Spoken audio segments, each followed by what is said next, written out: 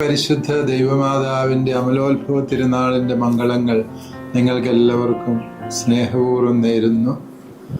നമ്മുടെ അമ്മയും അനുഗ്രഹീതയും ഭാഗ്യവതിയുമായ പരിശുദ്ധ കന്യകാമാതാവ് ജന്മപാപത്തിൻ്റെ മാലിന്യമില്ലാതെ ഈ ഭൂമിയിൽ ജനിച്ചു എന്നുള്ള സത്യവിശ്വാസത്തിൻ്റെ പ്രഘോഷണമാണ് അമലോത്ഭവ തിരുനാൾ എന്ന് നമുക്കറിയാം.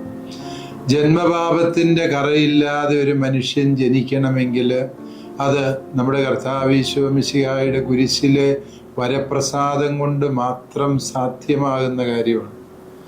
എന്നാൽ പരിശുദ്ധ അമ്മയ്ക്ക് ഈശോയുടെ കുരിശിലെ വരപ്രസാദത്തിൻ്റെ കൃപ ദൈവം മുൻകൂട്ടി നൽകുകയും അതുവഴി പരിശുദ്ധ അമ്മയെ ജന്മപാപമില്ലാത്തവളായി ജനിക്കാൻ അനുഗ്രഹിക്കുകയും ചെയ്തു എന്നാണ് തിരുസഭാ മാതാവ് നമ്മളെ പഠിപ്പിക്കുക.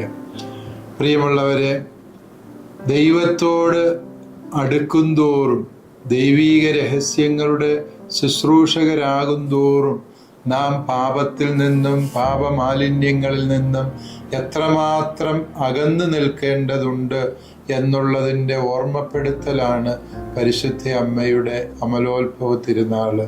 തിരുക്കുമാരന് ജന്മം നൽകേണ്ട ആ അമ്മയുടെ ശരീരവും മനസ്സും ആത്മാവും ഒരുപോലെ ജന്മപാപത്തിൽ നിന്നും കർമ്മപാപത്തിൽ നിന്നും വിടുതൽ പ്രാപിക്കേണ്ടതുണ്ട് എന്ന് സ്വർഗം തീരുമാനിച്ചിരുന്നു.